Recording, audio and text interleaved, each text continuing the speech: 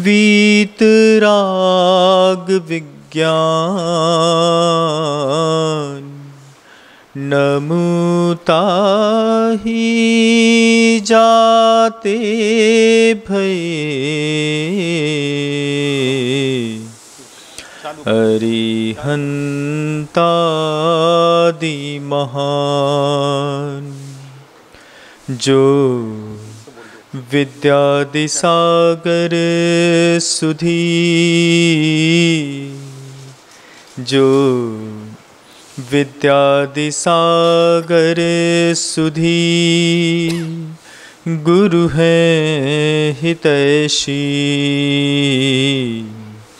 शुद्धात्म में निरत नित्य हितोपदेशी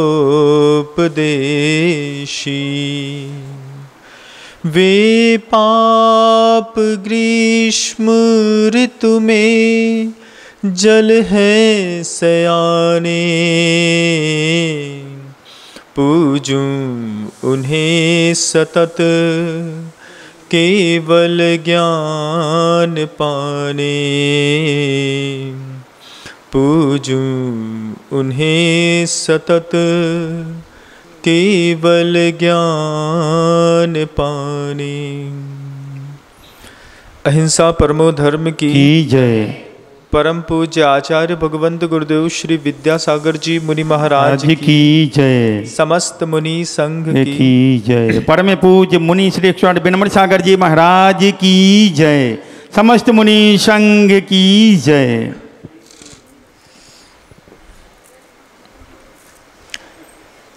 शुरुआत की बात है, जब हम 20 साल के थे। आज उस बात को गुजरे 22-23 साल हो गया।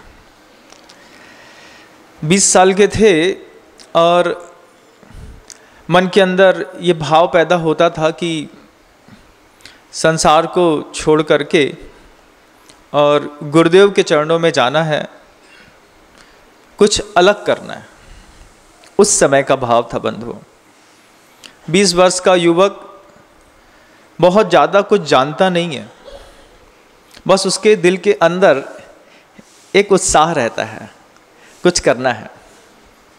और उस करने में उत्साह में मैंने गुरुदेव के चरणों में आकर के व्रत ले लिया, ब्रह्मचर्य व्रत मिल गया। मिलने के बाद घर आ गए। घर में सामान्य जैसे आप लोग रहते हैं ऐसे रहने लगे। लेकिन जब कभी भी किसी को पता चलता कि हमने ब्रह्मचर्य व्रत ले लिया है, तो वो आदमी हमसे आकर के पहला प्रश्न पूछता।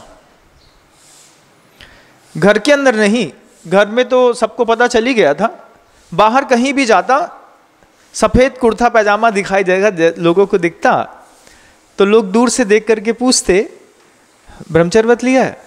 हाँ, व्रत लिया है। किससे लिया है? दूसरा प्रश्न उठता था, किससे लिया?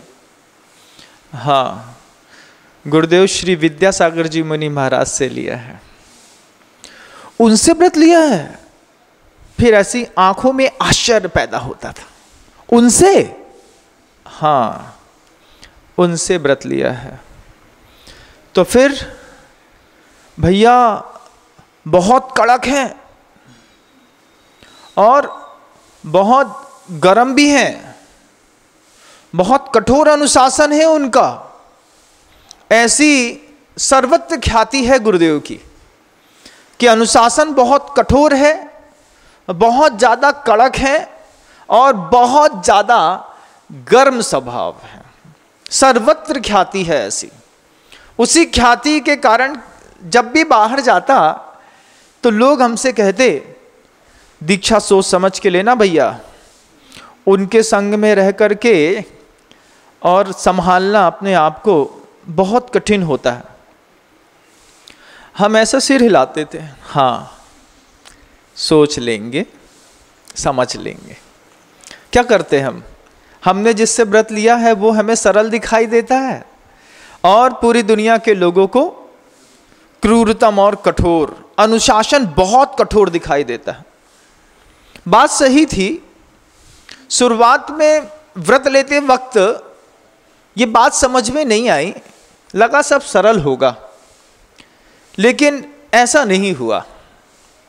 व्रत लेने के बाद ही गुरुदेव ने किसी भी व्यक्ति को जिसको वो व्रत देते हैं, आप ब्रह्मचारी व्रत आपने गुरुदेव से चाहे 20 साल पहले लिया हो, चाहे 2 साल पहले, और चाहे आज लेने वाले हो या कल लेने का मन बना रहे हो, चाहे आप मुनि महाराज हो या आरिका, साध्वी हो या श्रावक या प्रतिमाधारी, कोई भी हो, व्रत ले लिया।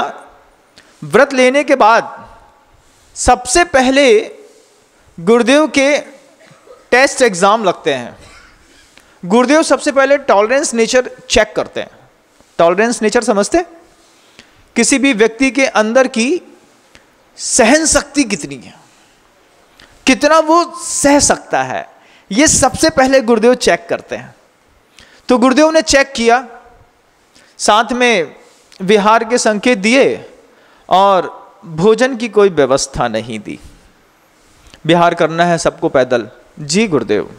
अब वो देख रहे हैं टॉलरेंस कैपेसिटी क्या है, कैपेसिटी क्या है आपकी, कितनी धूप सह सकते हो, क्योंकि एक दिगंबर साधु बनना मतलब तीव्रतम धूप में पैदल चलना, और साथ ही दिगंबर शरीर को लेकर के चलना। दिन में एक बार भोजन और पानी उनको मिलता है, शाम को कोई व्यवस्था नहीं रहती दिगंबर संप्रदाय में किसी भी प्रकार के भोजन की या पानी पीने की, कोई व्यवस्था नहीं। आचार्य सब चेक करते हैं, टॉलरेंस चेक करते हैं कितनी सहन शक्ति है।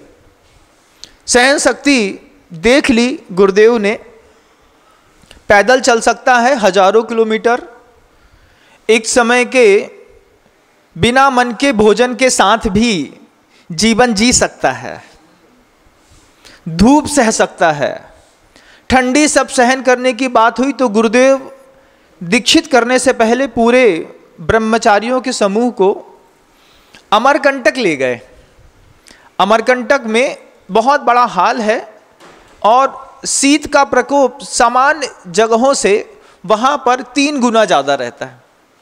दिसंबर के ठंड में कहते हैं मेरे इस हॉल में सारे ब्रह्मचारियों को दिगंबर होकर के अपने अपने पाटे में सोना है, रात में कुछ ओढ़ना नहीं है। एक साधु पूरे दिन मेहनत करने के बाद रात में अपने साथ रह करके सिखाते हैं गुरुदेव टॉलरेंस नेचर, देखते हैं, चेक करते हैं कितनी सहन शक्ति है, क्या कर सकते हो तुम, इतनी ठंडी में कैसे काम चलेगा तुम्हारा। उन्होंने देखा, हम उस समय 30-32 ब्रह्मचारी भाई एक साथ गुरुदेव के चरणों में रहते थे। गुरुदेव आदेश देते थे कि हाँ, सामने 9 बजता था और वहाँ की लाइट बंद कर दी, सबके लिए एक एक पाटा दे दिया। पाटे में भरी ठंड में, दिसंबर की कड़कती ठंड में चुपचाप सोते रहते थे। पाटा बिल्कुल बर्फ के जैसा ठंडा होता था और गुरुदेव अपनी थोड़ी खुली आंखों से देख करके मुस्कुराते रहते थे। जब उन्होंने सब देख लिया कि ठंडी सहने की कैपेसिटी भी इन साधुओं के शरीर पे अद्वितीय है, एक समय का भोजन लेकर के भी ये अपना जीवन जीने की कला जानने लगे हैं। उनको लगा कि हाँ, ये लोग ऐसे भी हैं कि ये किसी भी अभाव में अपना जीवन जी सकते हैं। जब उन्होंने पूरी टॉलरेंस कैपेसिटी चेक कर ली, उसके बाद गुरुदेव ने किसी भी ब्रह्मचारी को मुनि दीक्षा दी। किसी भी ब्रह्मचारी को मुनि दीक्षा ले ली। मुनि दीक्षा लेने के बाद, लेने के पहले का एक वातावरण बना बंधुओं कि कुछ ऐसी परिस्थितियां बन जाती हैं कभी जीवन में कि आदमी का मन उखड़ जाता है। उखड़ गया मन कि ब्रह्मचर्य व्रत तो ले लिया है लेकिन दीक्षा नहीं लेनी है। दीक्षा लेने में बहुत कष्ट है क्योंकि सब छूट जाता है, कुछ बचता नहीं हाथ में, सिर्फ पीछे कमंडल दिखाई देता है और सिर्फ मस्तिष्क पर जो ज्ञान है उस ज्ञान के भरोसे पूरे जीवन भर यात्रा करनी हो, कितना कठिन होता है। तो ऐसा मन बनता था कि नहीं लेना नहीं लेना नहीं लेना। तब पूज्य मुनिवर श्री समय सागर जी महाराज एक बहुत अच्छी बात कहते थे कि सुनो, ऐसा नहीं सोचते, ऐसा सोचते कि आचार्य जी जो कहेंगे वो करना है। हमने कहा, महाराज जी से कहा हमने, महाराज जी दीक्षा बहुत बड़ी चीज होती है। बोले हाँ, एक आचार्य की सेवा करना एक तीर्थ की और अनंत तीर्थंकरों की सेवा करने के बराबर होता है। मुनिवर श्री समय सागर जी महाराज इस बात को उस समय हम लोगों से कहते थे कि एक आचार्य की सेवा करना एक तीर्थ की और अनंत तीर्थंकरों की सेवा करने के बराबर होता है। बहुत कम लोगों को सौभाग्य मिलता है, उनकी किसी बात में अवहेलना ना हो जाए, बस इसका ध्यान रखना, इसी का नाम मोक्ष मार्ग है। ये बात इतनी गहरी बैठती गई धीरे धीरे धीरे मन के अंदर कि आचार्य की सेवा करना एक तीर्थ की और तीर्थंकरों की सेवा करने के बराबर है। और ये बात करीब करीब गुरुदेव से दीक्षित प्रत्येक शिष्य समुदाय में बैठी हुई है। अगर आप ब्रह्मचारी हैं, अगर आप साध्वी हैं, साधु भगवंतों की श्रेणी में आपका नाम आ गया है, आप व्रत लेना चाहते हैं, उसके पहले मुनिवर श्री समय सागर जी महाराज की ये बात अपने मस्तिष्क पे रख लो कि आचार्य की सेवा करना अनंत तीर्थंकरों की सेवा करने के बराबर है। आचार्य की सेवा करना अनेक तीर्थों की सेवा करने के बराबर है। जितनी अनेक तीर्थों में यात्रा करने के बाद पुण्य का उपार्जन करेंगे, उतनी आचार्य परमेष्टि की सिर्फ बात मानने मात्र से हो जाती है। ये बात मुनिवर श्री समय सागर जी महाराज ने हम सब ब्रह्मचारियों के दिमाग में ऐसी ठूस ठूस के भरी कि कटक की सेना भी निकल जाए लेकिन वो जैसे दबता नहीं है, ऐसे ही ये विचार आज भी मस्तिष्क से कभी हटता नहीं है। बड़ी बड़ी बातें नहीं करते, अब बड़ा करके दिखाने का हौसला रखते हैं। टॉलरिंग नेचर टेस्ट करने के बाद गुरुदेव ने हम सबको दीक्षित कर दिया। करीब 25 ब्रह्मचारी एक साथ दीक्षित हुए हम लोग। 2004 की बात है, आज 18, 19, 20 साल होने को आए। दीक्षित हो गए।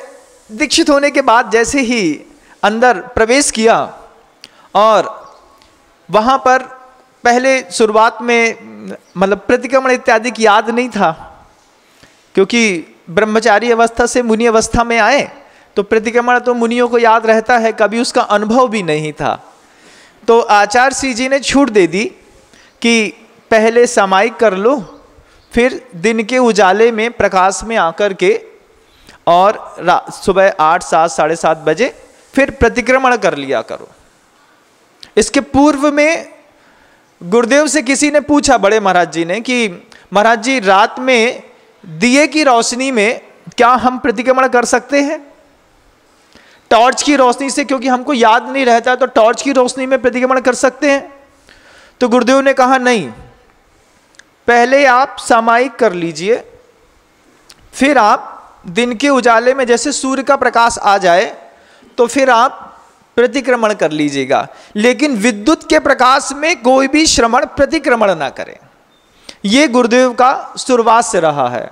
और पाक्षिक प्रतिक्रमण इत्यादिकों में भी जब ठंडी या बरसात में बहुत ज़्यादा अंधेरा भी हो जाता है तो भी गुरुदेव कहते हैं जब सूर्य का प्रकाश आएगा तब हम कर लेंगे। विद्युत के प्रकाश में स्वाध्याय इत्यादि करने के मामले में आचार्य भगवंत ने हमेशा परहेज करना और कराना सिखाया। और यही एक कारण रहा है कि सूर्यास्त के बाद गुरुदेव अनुप्रेक्षाओं या भावनाओं के चिंतन के लिए तो प्रेरित करते हैं, लेकिन कभी भी लिखने और पढ़ने के लिए प्रेरित नहीं करते। आचार्यों के ये महान गुण होते हैं, वो जैसा करते हैं उनका शिष्य समुदाय भी वैसा ही तो करता है।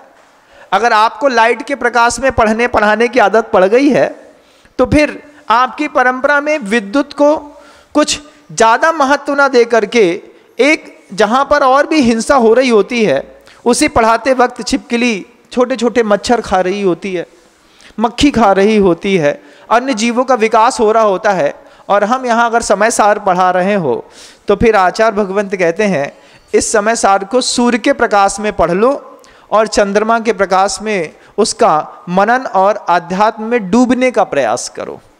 पढ़ाई से बहुत ज़्यादा कुछ होता नहीं। गुरुदेव ने सिखाया, यहाँ पर आए गुरुदेव ने कहा प्रतिक्रमण जो है वह आप दिन के प्रकाश में शुरुआत में प्रारंभिक दशायाम तो परतः एक है कि जब शुरुआत की दशा रहती तो आदमी किसी न किसी चीज का सहारा लेकर के धर्म ध्यान करता है। तो बोले जब सूर्य का प्रकाश आए तो कर लेना, लेकिन अंधेरे में नहीं। हाँ, कुछ दिन बाद पूछा मुनिषी प्रणम्य सागर जी महाराज ने कि महाराज अगर दीपक के प्रकाश में प्रतिक्रमण रात में कर लेते तो क्या हो जाता। गुरुदेव ने बड़ा अच्छा जवाब दिया। गुरुदेव ने कहा कि एक बार छूट दे देता, जिंदगी भर रात में किताब देख करके प्रतिक्रमण करते रहते और इस दोष से जीवन में कभी मुक्त नहीं हो पाते। इसलिए अच्छा था कि पहले सामायिक कर लो, बाद में प्रतिक्रमण। और जब हम लोगों को सबको प्रतिक्रमण याद हो गया, दोपहर में दिन में सिर्फ एक ही काम था नए साधुओं का। गुरुदेव कहते थे भक्ति का पाठ करो और भक्ति के पाठ से मुक्त हो जाओ, तो जितनी बार दिखे उतनी बार प्रतिक्रमण करो मात्र। ऐसा नहीं कि दिन में 2 बार पढ़ना है। अगर बीच में दोपहर में भी समय मिल रहा है तो उसमें भी सिर्फ प्रतिक्रमण का पाठ करो। पाठ करते करते धीरे धीरे शब्दों में श्रुत भी अवबोध होने लगेगा और बात अंदर तक समझ में आने लगेगी। एक एक शब्द की कीमत जागृत करो। प्रतिक्रमण के प्रति गुरुदेव का बहुत बहुमान रहा। समय सागर जी महाराज जी से एक दिन पूछा कि महाराज जी गुरुदेव प्रतिक्रमण के बारे में इतना ज़्यादा बहुमान देते हैं, क्यों देते हैं। पूज मुनि श्री समय सागर जी महाराज ने बहुत पवित्रतम और ऊंची बात समझाई। बोले देखो अभी आप नए नए दीक्षित हैं। हाँ महाराज, नए नए दीक्षित हैं और परंपरा किसकी है? भगवान महावीर की। भगवान महावीर की परंपरा में दीक्षित हुए साधु या श्रावक का मानस कैसा होता है आपको पता है? नहीं महाराज, नहीं पता। तो मुनि श्री समय सागर जी महाराज मुस्कुराते हुए कहते हैं भगवान महावीर की समय में दीक्षित होने वाले प्रत्येक साधक जड़ बुद्धि के और वक्र बुद्धि के होते हैं। पंचम काल में कोई भी मनुष्य पैदा हुआ है ना बंधुओं, सीधा नहीं है। कैसा है? उसकी बुद्धि कैसी है? जड़ बुद्धि के हैं और वक्र बुद्धि के हैं। जड़ बुद्धि क्या? जड़ बुद्धि ये कि बात बहुत देर में समझ में आना, बहुत देर में बार बार प्रयास करने के बाद बहुत देर में कोई बात तो दिमाग में समझ में आती है। और वक्र बुद्धि क्या? समझ जाने के बाद भी अंतर मन उसको स्वीकार नहीं करता। आचार्य जी ने कोई बात कह दी, आगम में कोई बात लिखी है, लिखने कहने के बाद भी स्वीकार जो नहीं करता है उसको वक्र बुद्धि कहते हैं। फिर महाराज श्री समय सागर जी महाराज ने बताया कि देखो एक तो अपनी जड़ बुद्धि, जड़ बुद्धि मतलब कुछ चीज ऐसे भी समझ में नहीं आती। ऐसा नहीं कि तुमको समझ में नहीं आती, महाराज जी कहते हमको भी कई चीजें समझ में नहीं आती। फिर उसके ऊपर वक्र बुद्धि, जड़ बुद्धि और वक्र बुद्धि के साथ पंचम काल, पंचम काल के साथ सारी सुविधाएं और वैभव। इसके बीच में साधु को संभालता है साधु का प्रतिक्रमण। और कौन संभालेगा? महाराज श्री एक बहुत अच्छी बात बोले, बोले आज जब तक तुम गुरुकुल में हो, जब तक गुरुदेव के वातावरण में हो, तो शुरुआत से जो प्रसिद्धि थी ना, बहुत कड़े हैं, बहुत गर्म है, बहुत कठोर अनुशासन है।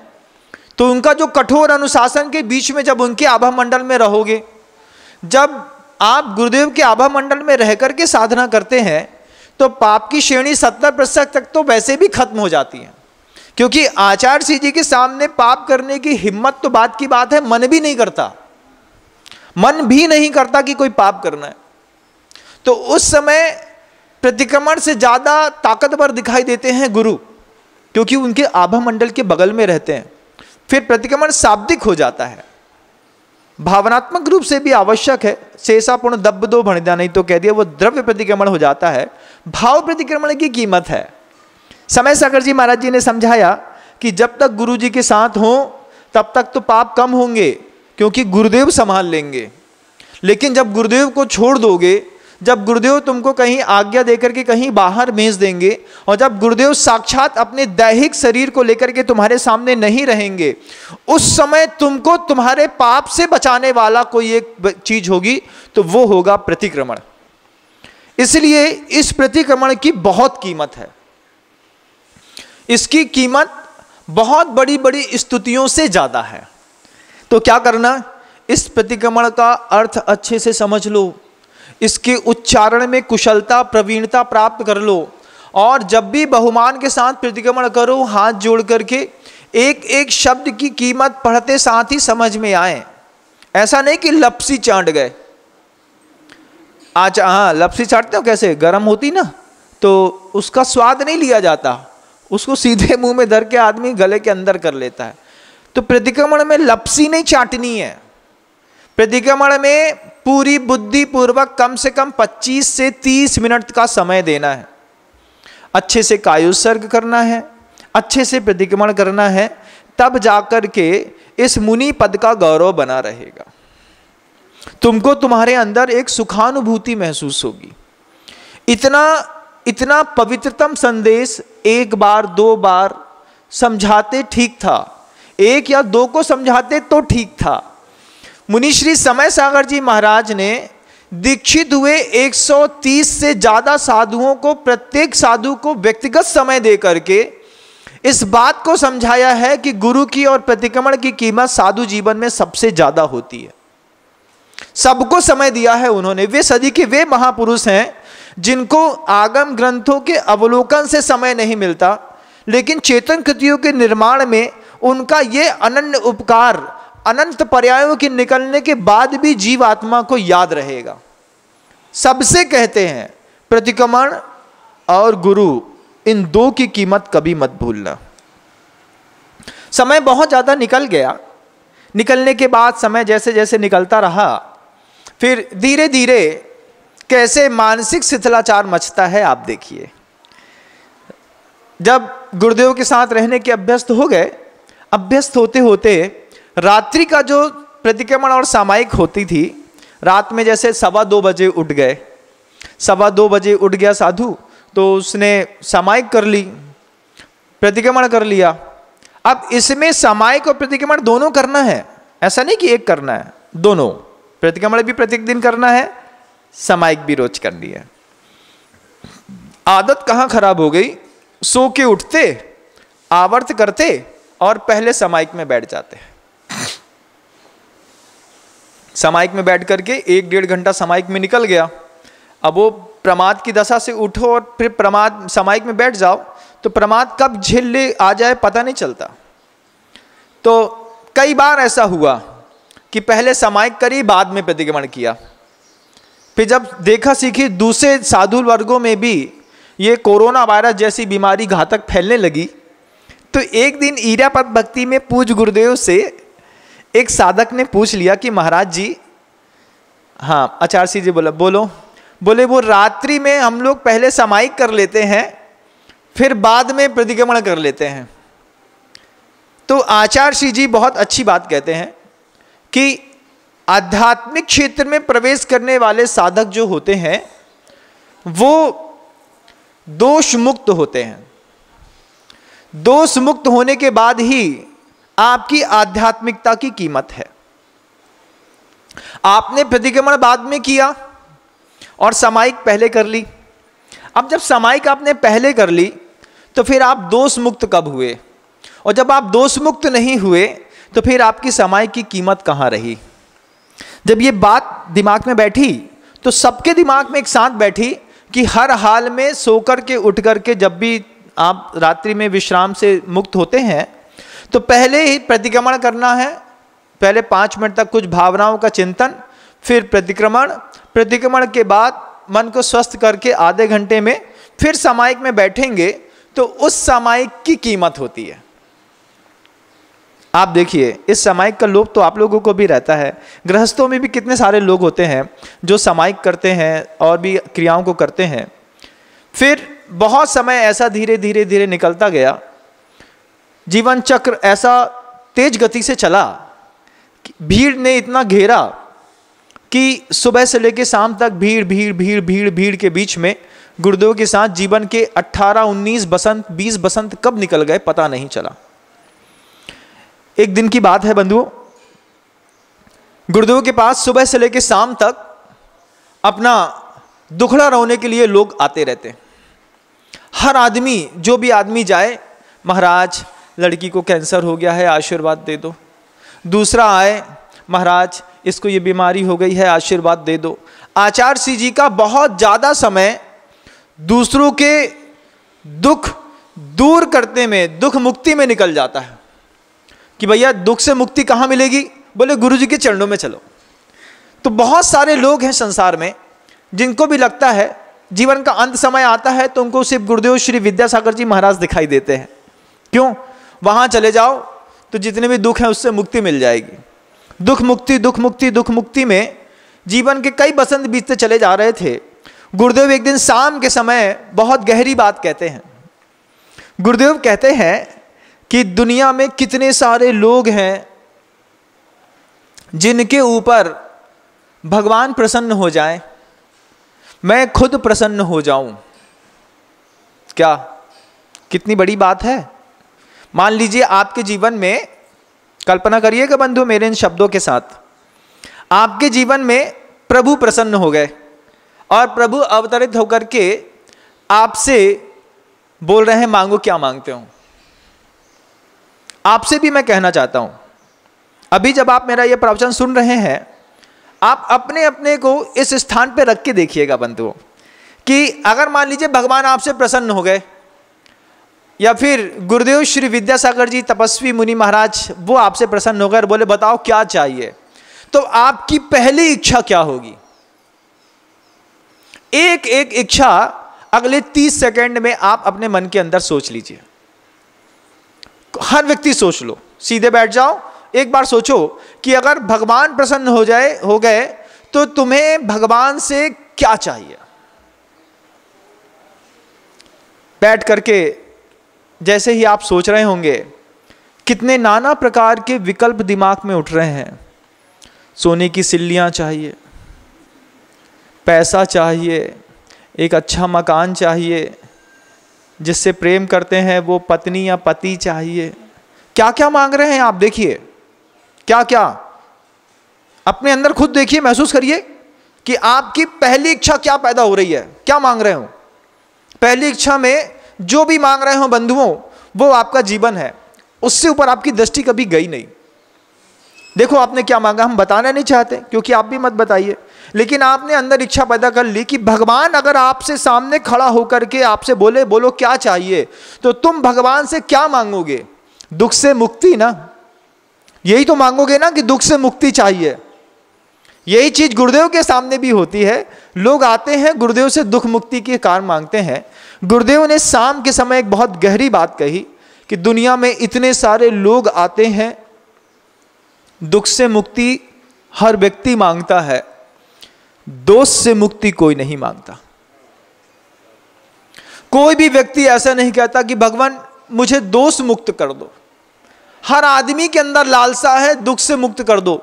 भगवान के मंदिर के सामने जाकर के तुमने पूजा की, अर्चना की, श्रीफल चढ़ाया, अर्चना करके, वंदना करके, तीर्थ क्षेत्र की यात्रा करी, तुम्हारे मन के अंदर ये कभी भाव भी पैदा नहीं हुआ कि मुझे दुख से मुक्ति अब नहीं चाहिए। क्यों? अब मुझे दोष से मुक्ति चाहिए। दोष मुक्त होने के लिए तुमने कब गुरुदेव श्री विद्यासागर जी महाराज के दर्शन किए? कब तुम मंदिर में जाकर के भगवान के सामने, आप किसी भी मत के अनुयायी हैं, किसी भी मंदिर में जाते हैं, इससे कोई फर्क नहीं पड़ता, आप कब भगवान के सामने खड़े होकर तुमने ये भावना करी कि मुझे दोष मुक्त करो, दोष मुक्त करो? उसके लिए क्या करना है? आदमी प्रोग्रेस तो चाहता है बहुत खूब, हर आदमी प्रोग्रेस चाहता है, हर फील्ड में प्रोग्रेस चाहता है, लेकिन प्रोग्रेस होने के जो मंत्र हैं वो मंत्र कोई नहीं अपनाना चाहता। आचार्य श्री जी बार बार कहते हैं कि जिस भी व्यक्ति को जीवन में विकास करना है, किसी भी व्यक्ति को अपनी उच्चतम क्षमताओं का दोहन करना है, उच्चतम शक्ति का प्रदर्शन करके खुद को या दुनिया को आश्चर्यचकित करना है, उसका सबसे पहला रूल है सरेंडर करो।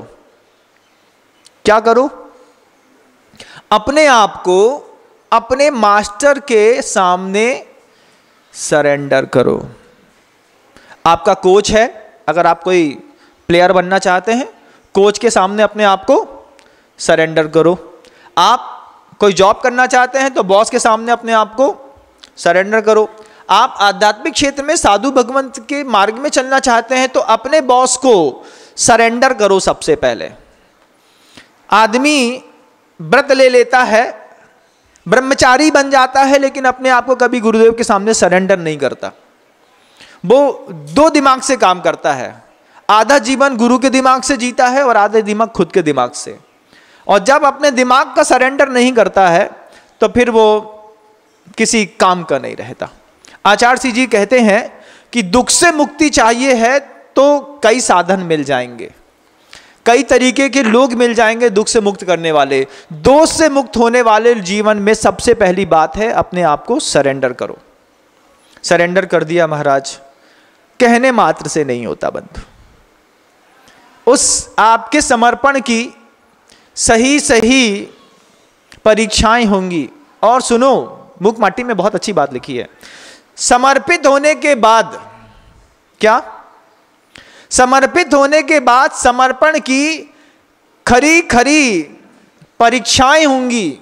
और सुनो, सही सही समीक्षाएं भी होंगी। लोग आपके समर्पण की परीक्षा भी करेंगे, लोग आपके समर्पण की खरी खरी समीक्षा भी करेंगे। और उस समीक्षा और परीक्षा में जब आप पास उतर गए तब समझना कि सरेंडर मान लिया गया।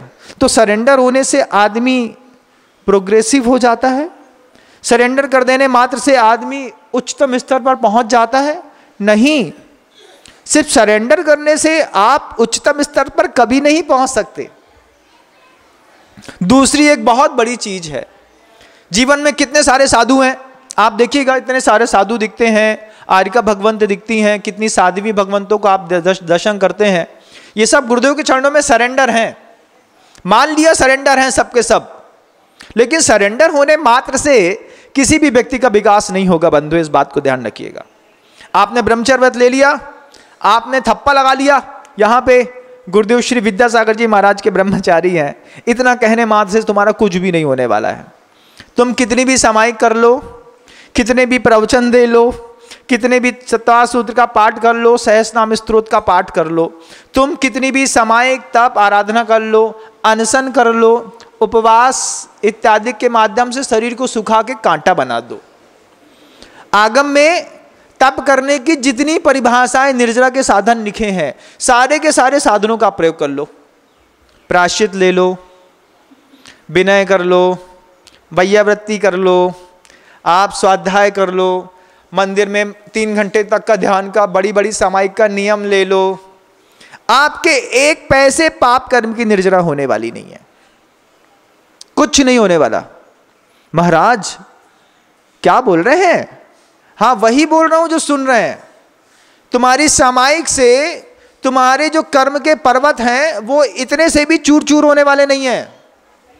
तुम चाहे ब्रह्मचारी बने हो, चाहे साध्वी बनी हो, चाहे साधु बने हो।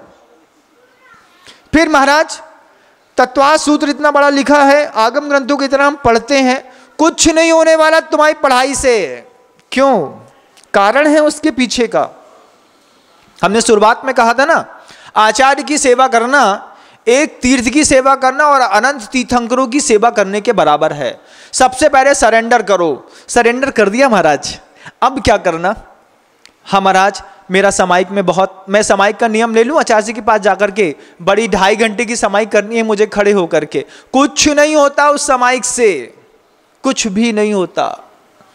अरे अभी तक तो हमने सुना था कि सामायिक करने से विपुल कर्मों की निर्जरा होती है, ध्यान लगता है और पता नहीं फलाना डिगाना डिमका। महाराज जी ने तो कह दिया कि सामायिक करने से कुछ नहीं होता। हाँ, सामायिक करने से पहले भी कुछ आवश्यक है। उपवास करने से पहले कुछ आवश्यक है। जाकर के आप लोग गृहस्थ जो कपड़े वाले हैं ना, ये कितने सारे जाकर के साधु के पास बोलते हैं, महाराज कोई अच्छा नियम दे दो। आचार्य जी के पास भी नाइल लगी रहती है, मांगते रहते हैं लोग, आचार्य जी कोई एक नियम दे दो, आप जो बोलोगे हम पालन करेंगे। आचार्य जी कोई नियम दे भी दें, तुम्हारा नरक पक्का है, तुमको कुछ नहीं होने वाला। क्यों महाराज? गुरुदेव नियम देंगे, उसके बाद भी मेरे कर्मों की निर्जना नहीं होगी? होगी। उसकी परिस्थितियां बनाओ सबसे पहले। कैसी परिस्थितियां बनाओ? पहला सूत्र था, क्या था? सरेंडर करो। दूसरी चीज थी कन्फेस करो। कन्फेस समझते हैं क्या? बिना कन्फेस किए आप कोई भी पुण्यवर्धनी क्रिया करेंगे, 1 रुपए का फल नहीं मिलने वाला। आपने मन के अंदर क्या क्या भर के रखा है, मन के अंदर कैसे कैसे पाप चल रहे हैं, मन के अंदर लोभ आसमान छू रहा है और तुम समाई करना चाहते हो। मन के अंदर मायाचारी आसमान में है, उसके तुमने पर्वत बना के रखे हैं और साधु को आहार दान देना चाहते हो। तुम्हारे लोभ से, तुम्हारे मान से, तुम्हारी मायाचारी से, तुम्हारे अभिमान से, तुम्हारे अहंकार से सबसे पहले तुम ये सोचो, आगम ग्रंथों में कर्म निजरा के कितने सारे साधन लिखे हैं, तुम सारे साधनों का प्रयोग कर लो। गुरुदेव के कहने के बावजूद तुम कोई भी नियम ले लो, तुम्हारी कोई निर्जरा नहीं होने वाली। कारण मात्र एक था, हमने गुरुदेव से बाहर बाहर तो नियम ले लिए, लेकिन हमने दुख मुक्ति के साधन छोड़े, मांगे। दोष मुक्त होने के लिए सबसे पहली प्रक्रिया बनती है कि अपने अंदर के पाप अपने मुख से खुद गुरु के सामने जाकर के बोलो, महाराज आंख से एक तो दिखता नहीं, बहुत कमजोर हो गई है, और जब भी दिखता है तब सिर्फ विकार दिखाई देता है। ये बहुत बड़ी ये बोलो गुरु से जाकर के, आंख से विकार दिखाई देता है, मन में विकार है, मन में लोभ है, मन में मान है, मन में मायाचारी है, मन में इतना अहंकार बचा है, मन में मेरा तांडव इतना चल रहा है कि पूरी सृष्टि का नाश करने का प्रोग्राम बना रहा हूं, और बाहर 7 प्रतिमा के व्रत लेकर के समाई करने के लिए बैठा हूं। गृहस्थों में कितने सारे 7 प्रतिमाधारी होंगे? हमारी समाई के 6 से 7 के बीच में हर हाल में हो जाए। अंदर के लोभ का पर्वत पहले बाहर निकाल करके फेंकिए, पहले इंडस्ट्री छोड़िए। अरे महाराज 7 प्रतिमा तक तो सब संभलता है, सब संभलता है। तुमने अपने मन को कन्फेस कब किया अपने गुरु के सामने जाकर के? कौन सा साधु है जो अपने मुख से अपने गुरु के सामने जा करके अपने मन की बात कहे कि मेरे मन के अंदर ऐसे ऐसे पाप के विचार चल रहे हैं, इनके बीच में मैं कैसे समाहित करूं, इनके बीच में मैं कैसे प्रतिक्रमण करूं, कैसे उपवास करूं? जब तक आप इस तरीके की भाव अपने गुरु के सामने नहीं कहेंगे, तब तक आपके जीवन का उद्धार होने वाला नहीं है। प्रायश्चित से काम नहीं बनता बंधुओं। प्रायश्चित से पहले जरूरी है कन्फेस करना। बात मेरी समझ में आ रही है? आती है? विदाउट कन्फेस आप कोई भी साधना कर लीजिए, किसी भी धर्म की, कितनी भी बड़ी कर लीजिए, पंचाग्नि तब तक लिए, चारों तरफ से आग लगा लीजिए, ऊपर सिर में रख लीजिए कुंडी में भर के, कुछ नहीं होता। मन के अंदर का वो जो भाव धर्म है, उस भाव धर्म को सुधारने के लिए सबसे पहली आवश्यकता है अपने मन का विकार, अपने मन के विचार गुरु से अपने मुख से कहो। उसके बाद तुम्हारे प्रतिक्रमण की कीमत है, उसके बाद तुम्हारी समाई की कीमत है, उसके बाद तुम्हारे उपवास की कीमत है, उसके बाद तुम्हारे स्तोत्र पाठ की कीमत है, उसी के बाद तुम्हारे पूजन की कीमत है, उसी के बाद तुम्हारी साधना के प्रत्येक पल की कीमत है, उसके बाद ही तुम्हारे चौके लगाने आहार दान की कीमत है। ये नहीं हो सकता, नहीं हो सकता तो कोई बात नहीं है, नहीं हो सकता तो किसी का कुछ बिगड़ भी नहीं रहा है। तुम मील का पत्थर गाड़ते चले जाओ, गिरते चले जाएंगे, मंजिल कभी नहीं मिलेगी। जब मंजिल ही नहीं मिलेगी तो फिर कैसे काम चलेगा? जीवन के साधु बनने के बाद, साध्वी बनने के बाद जिनने 20 साल 30 साल 40 साल निकाल लिए, उनका भी अभी एक गोल्डन टाइम चल रहा है कि दुनिया में सृष्टि में एक ऐसे महापुरुष हैं जिनके अंदर अपरिश्रावी गुण ऐसा कूट कूट के भरा है। क्या कूट कूट के भरा है उनके अंदर? वो आचार्य भगवंत ऐसे हैं, आचार्य परमेष्ठी गुरुदेव श्री विद्यासागर जी मुनि महाराज कैसे हैं कि दुनिया का कोई भी व्यक्ति जाकर के उनसे अपने मन के पाप कह दे, उनके मुख से उनके मन के पाप कभी नहीं निकलते।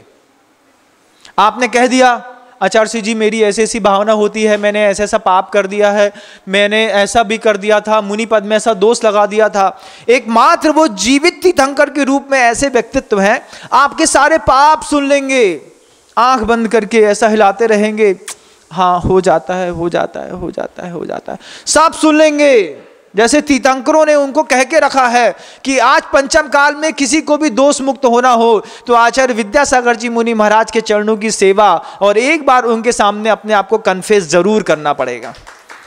तीर्थंकरों ने भी कह के रखा है। आपके मन के अंदर भी ये भाव उठता है बंधुओं कि जा करके एक बार उनसे कन्फेस कर लें। साधु भगवंत हो, साध्वी हो, प्रति हो, प्रतिमाधारी हो, कोई भी हो, जाकर के पहले कन्फेस करो उनके सामने, मुझसे ऐसे ऐसे पाप हो गए जीवन में, मैं कितना भी शरीफ दिखता, मैंने ऐसा कुकृत्य कर दिया।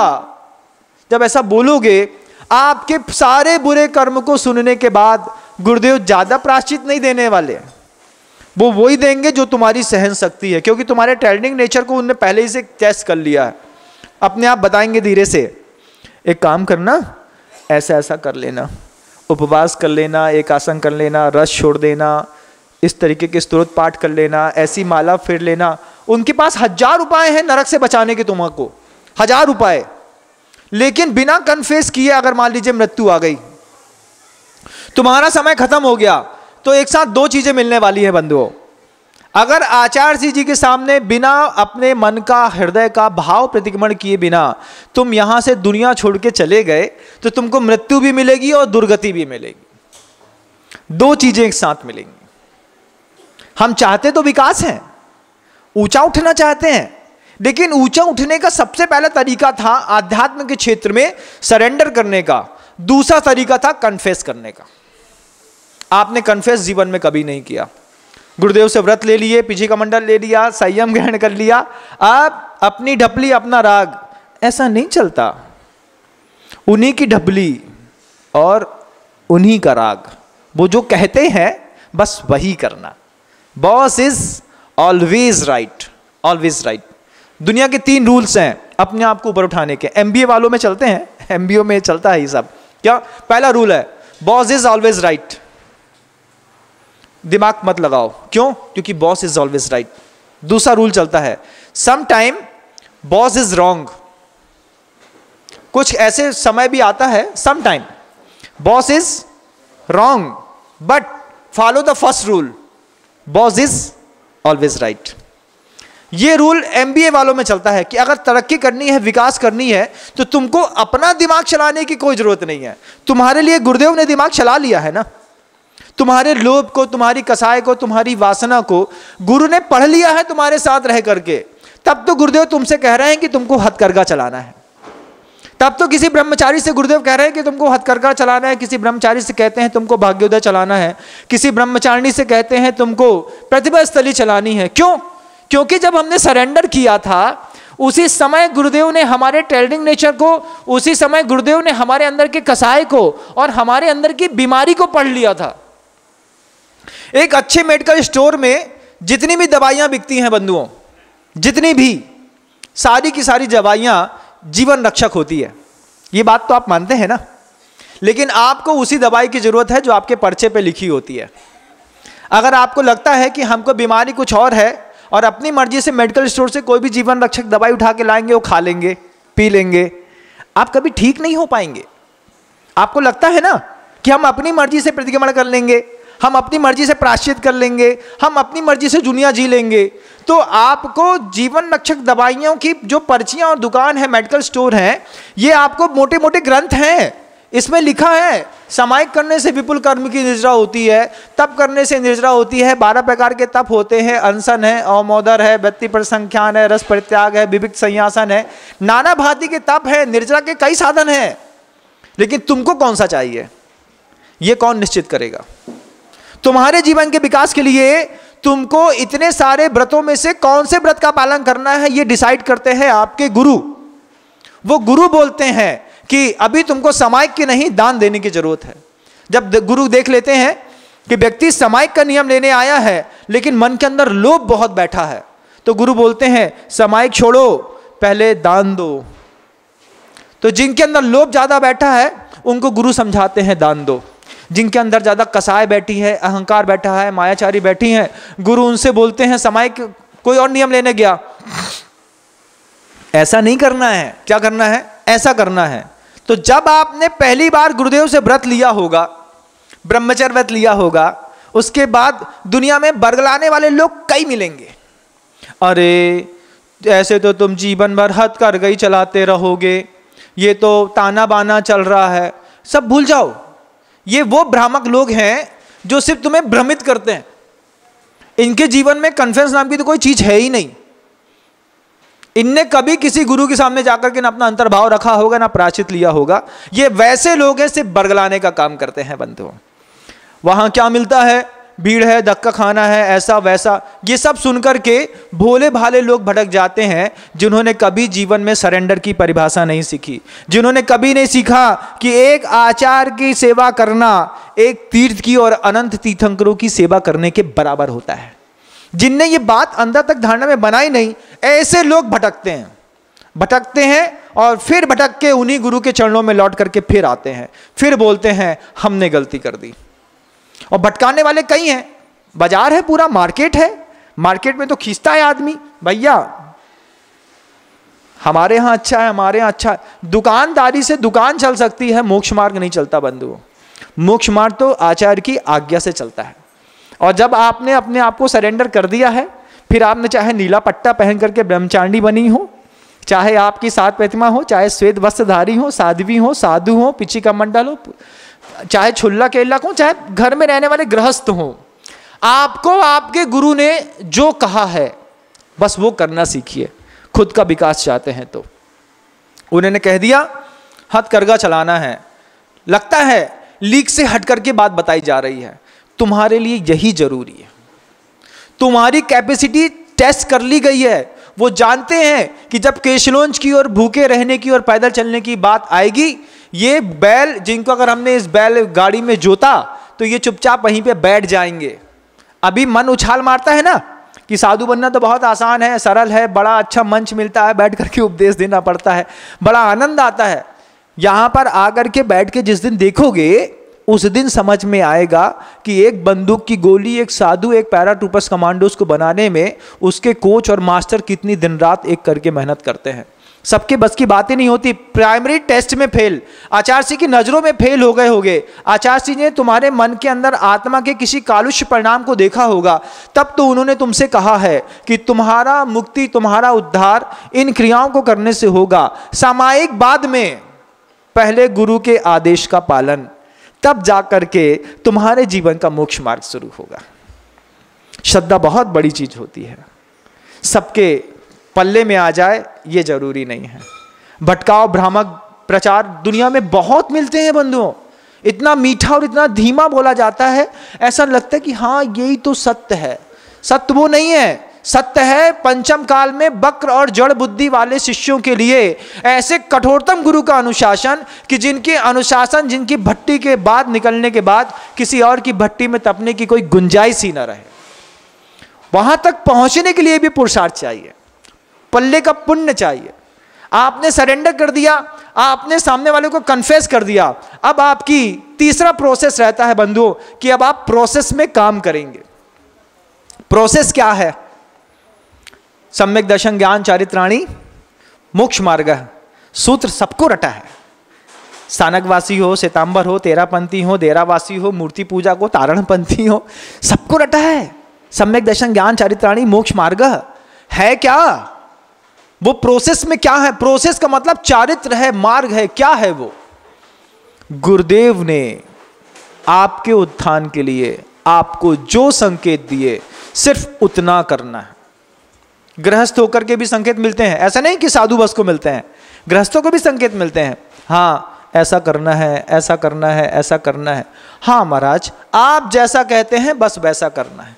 तब जाकर के इन सारे तीर्थ क्षेत्रों में इतना ज़्यादा रौनक दिखाई देती है बंधु।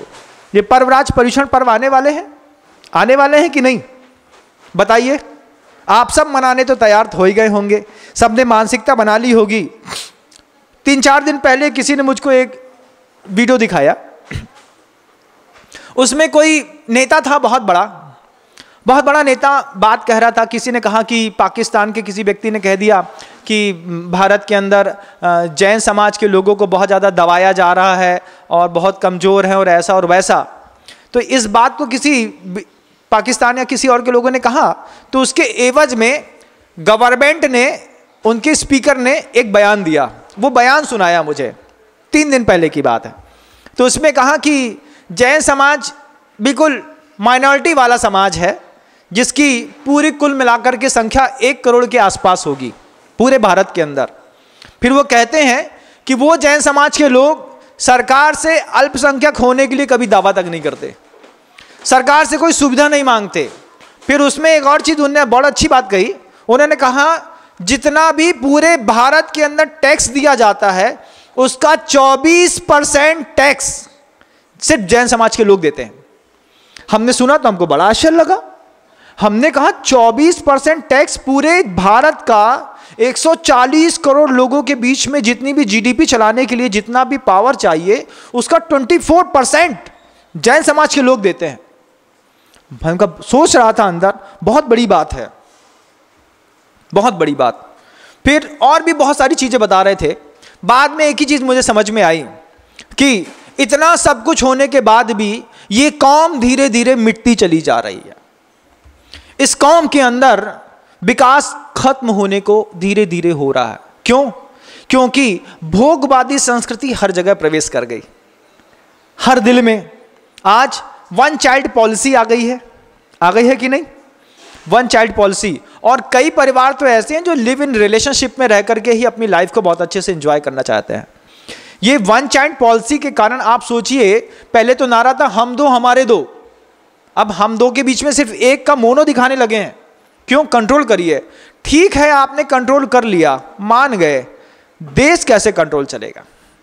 और 24% जीडीपी को चलाने के लिए जब आप टैक्स देते हैं, हम आपको एक बहुत अच्छी बात बताना चाहते हैं कि पूरे भारतवर्ष में जितने भी तीर्थ क्षेत्रों का निर्माण हो रहा है, जितने भी आयतनों के केंद्र बन रहे हैं, अगर आप चाहते हैं कि सब में सरलता, सहजता, एकाग्रता बढ़े, आप चाहते हैं कि देश में बलात्कार कम हो, आप चाहते हैं कि देश में सामंजस्य बढ़े, आप चाहते हैं कि देश का प्रत्येक व्यक्ति, प्रत्येक परिवार उच्चतम विकास को विकसित करे, सिर्फ जैन समाज के लोग महीने में 1 दिन की कमाई, मूलधन नहीं, सुन रहे हो क्या? पूरी दुनिया में जितने भी जैन समाज के लोग हैं, सिर्फ 1 दिन के धन की कमाई का दान करना प्रत्येक महीने में सीख लें। कि आपका मूल राशि तो आप अपने पास रखो, वो तो आपके काम आएगी। हमने दिन भर में कितना कमाया? किसी ने 500, किसी ने 5000, किसी ने 5 करोड़, किसी ने 50 करोड़। महीने में 1 दिन में अगर आप कमा रहे हैं, जो भी कमाते हैं आप ईमानदारी पूर्वक आप सिर्फ 1 दिन की कमाई किसी एक स्थान पर सेंट्रलाइज करके दिखा दीजिए, फिर आप देखेंगे कि दुनिया में आपके 1 दिन की कमाई मात्र से बलात्कार की संख्या खत्म हो गई। आपकी 1 दिन की कमाई के दान मात्र से पूरे देश में रोग खत्म होने लगे। ये कैसे पॉसिबल है महाराज? पॉसिबल है अगर आप चाहते हैं तो। अगर आपने ये बात सोच ली कि मुझे अपने महीने भर में से 29 दिन की कमाई मैं खाऊंगा और 1 दिन की कमाई एक स्थान पर सेंट्रलाइज कर दूंगा, जिसका स्वामी या नियंत्रण ऐसे तीर्थंकर की सत्ता जैसे दिखने वाले महान गुरुदेव के हाथ में होगा, आप सोचिए वो क्या होगा। आपके 1 दिन की कमाई से 300 करोड़ के बड़े बड़े महाविद्यालय, औषधालय अगले 5-6 महीनों में 10, 12, 20 दिखाई देने लगेंगे, जिनको एक औषधालय, एक विश्वविद्यालय, एक कोई मेडिकल कॉलेज बनाने में जहां हजारों करोड़ रुपए लगते हैं, अगर सिर्फ जैन समाज के लोग 1 दिन की कमाई सेंट्रलाइज करके दान देने की कला सीख गए, मुझे यहाँ पे दान देना ही है। आपको बहुत कुछ और भी दिख रहा होगा, आप चाहें तो वहां भी अपनी दान राशि सेंट्रलाइज कर सकते हैं बंधुओं, सेंट्रलाइज कर दें और आप देखिए कि कैसे जब अच्छे विद्यालय बनेंगे, अच्छी शिक्षा मिलेगी तो नियम से बलात्कार के केस कम होंगे, क्यों? अज्ञानी और वासना युक्त व्यक्ति ही इस तरीके की क्रियाओं में प्रवृत्त होते हैं। डेथ रेट भी कम होगा क्योंकि अच्छी सुविधाएं औषधियों की मिलेंगी, और हिंसा भी कम होगी। क्यों? क्योंकि गुरुदेव के आशीर्वाद से इतनी सारी बड़ी बड़ी जो गौशालाएं चल रही हैं, आपकी एक दिन की कमाई से आपको क्या पता कि एक साथ आपको पता चले कि 5 लाख गाय आपके सिर्फ एक दिन के सही तरीके के सही टाइम पे दान देने पर एक साथ बच गई। आपको तो पता भी नहीं है। अभी 7,500 पाड़े ये मंडला की रोड से उठा करके लोग ले जा रहे थे कलकत्ता पश्चिम बंगाल तक। इन 7,500 पाड़ों को एक साथ पकड़ लिया गया, व्यवस्थित रखा गया। लोग पैदल चला करके ले जा रहे थे बंधुओं। 7,500 क्या होता है सोचो। हर पाड़े को जिंदा रहने के लिए भूसा चाहिए, खाना चाहिए। आप सिर्फ अपने पेट में भूसा डालने के लिए तैयार हैं, किसी दूसरे के दिमाग में भी रोटी और भूसे की दान की चिंता करिए। आपने सिर्फ एक दिन की कमाई दे दी तो इतने कितने सारे लोग बच जाएंगे, कितनी सारी सुविधाएं बढ़ती चली जाएंगी। आपका मूलधन तो हमेशा आपके पास रहे, सिर्फ कमाई की बात है। 24% जीडीपी चलाने के लिए जब आप देश में टैक्स भर सकते हैं, तो अपने तीर्थ क्षेत्र की रक्षा करने के लिए, अपने आयतनों की रक्षा करने के लिए अगर आपने सिर्फ एक दिन की कमाई भी दे दी, तो ये जितने भी आयतन, जितने भी मंदिर अहिंसा के पुजारियों की इस सृष्टि पर दिख रहे हैं, सारे के सारे मंदिर अगले 10 साल में सोने के दिखाई देने लगेंगे बंधु। इतनी ताकत है जैन समाज के लोगों के अंदर, 1 करोड़ होने के बावजूद। क्यों? पुण्य इतना तेज है। हम कान से सुनते हैं, इस कान से निकाल देते हैं, तब जाकर के आपके घर की लड़की भाग जाती है, तब जाकर के जैन समाज के घर के लड़के नॉनवेज होटल में खाते हैं, क्योंकि आपने दान की बात सुनी और आपने बस पूरे प्रवचन में यही बात गौण कर दी जो कि मुख्यता से होनी चाहिए थी। अरे छोड़ो, दान देवे से कछु नहीं हुआ। दान देने से बंधु तुम्हारे घर की लड़की जो भगने वाली है वो बच जाएगी। हम विश्वास दिलाते हैं, आज शुरुआत करेंगे, अगले 3 साल में पूरी समाज का रेशो एक तरीके से सटीक होने लगेगा कि बेटियां घर से भगना बंद हो गई। उसका प्रभाव कैसे पड़ेगा, इसके लिए मैं यहाँ पर बैठ करके 1.5 महीने से प्रयास कर रहा हूँ और मेहनत कर रहा हूँ और पूरी योजना भी बनाने में लगा हुआ हूँ कि आपके एक दिन की कमाई का दान अगर एक स्थान पर खजुराहो में भी अगर सेंट्रलाइज हो गया, तो आप धीरे धीरे अगले 3 साल में देखेंगे कि आपके घर की बच्चियों के अंदर से वो भाव खत्म हो गए। उसकी पूरी प्रोग्रामिंग, पूरा वर्क यहाँ पर बैठे बैठे प्रॉपर चल रहा है। सहयोग की अपेक्षा सबसे रहती है, अपने लिए नहीं रही। समय सागर जी महाराज जी ने एक बहुत अच्छी बात कही, वो बात आज भी दिमाग में है। जब भी प्रवचन देता हूं वो बात दिमाग में रहती है। महाराज जी ने कहा था कि सुनो, गुरुदेव को तुम्हारे आत्म कल्याण के अलावा तुम्हारे जीवन से कुछ भी नहीं चाहिए। समझते हो? तुम्हारे आत्म कल्याण के अलावा तुम्हारे जीवन से किसी भी साधु को कुछ भी नहीं चाहिए। कर लिया तो तुम्हारे सौभाग्य की बात है, नहीं तो हमारी सामायिक तो हमारे साथ है। सामायिक में ताकत आएगी सरेंडर से, कन्फेस से, फिर प्रोसेस से। जब आप 3 चीज में जीवन जी लेते हैं बंधुओं, तब आपके जीवन में प्रोग्रेस होती है। विकास सब चाहते हैं ऊपर उठें, लेकिन कन्फेस करना कोई नहीं चाहता, सरेंडर होना कोई भी नहीं चाहता। हर आदमी अपनी अपनी ढपली और अपना अपना राग चलाना चाहते हैं। ऐसे में कैसे काम बनेगा? बनता है क्या? होता है क्या? नहीं होगा बंधुओं, क्योंकि ये कोई विधि ही नहीं है। दुनिया में हर व्यक्ति, जो व्यक्ति ऊपर उठना चाहता है, उसको दुख दृष्टि से नहीं, दोष मुक्त जो होना चाहता है। दुख मुक्त होने के लिए तो तुम्हारे पिता ही काफी हैं, उनसे ही हाथ जोड़ लोगे तो काम बन जाएगा। लेकिन संसार में अपना आंतरिक विकास करना हो, इस बात के 10 लक्षण पर्वों में अंदर से अपने आप की विशुद्धि परिणाम बढ़ाने हो, समय की कीमत जागृत करनी हो, समझनी हो, तप तपस्या का अपनी शक्ति को देखना हो, तो आपको दोष मुक्त होने के पहले जरूरी है कि अपने आप को आप कन्फेस करना सीख जाइए। आपको एक बहुत अच्छा तरीका बताता हूँ। दुनिया में जितने भी लोग हैं, कोई साधु साध्वी भगवंत हैं, कोई भी हैं, जिनको लगता है कि मैं जीवन में अपने पाप कभी नहीं कह पाया गुरुदेव से, आप गुरुदेव को पत्र लिखिए। सबसे पहले गुरुदेव को पत्र लिखिए, नाम जत पत्र लिखिए, पहुंचाइए वहां तक, आचार्य की टेबल तक। आचार्य का जब जैसा भाव होगा, गुरुदेव के पास समय होगा, वो जरूर आपका पत्र उठा करके पढ़ लेंगे। अगर आपके मन की भावनाएं अव्यक्त रूप से भी आपके गुरु के पास तक पहुंच गई, तो आप एक बात मानिएगा कि आपके पापों में 25% की कमी आ गई। आपको लगता है कि आप गुरुदेव को पत्र देंगे, नहीं पहुंच पाएंगे, नहीं पहुंच पाएगा, तो आपके लिए, आपके उस भाव को सुधारने और संभालने के लिए गुरुदेव ने 10 निर्यापक मुनि महाराज दिए हैं आपको। आप निर्यापक मुनि महाराज से अपनी बात कहिए। आप अपने निर्यापक मुनि महाराज जो भी आपके गांव में, नगर में प्रवासरत हैं, नहीं है तो जाइए और उनसे कहिए कि मैं अपने आराध्य, अपने आदर्श के पास तक नहीं पहुंच पाया। मुनि महाराज ने प्रवचन में कहा था कि अगर अपने आचार्य परमेष्ठी से बात नहीं कर पाओ तो निर्यापक परमेष्ठी के पास पहुंच जाना। वे निर्यापक क्या हैं और कैसे हैं?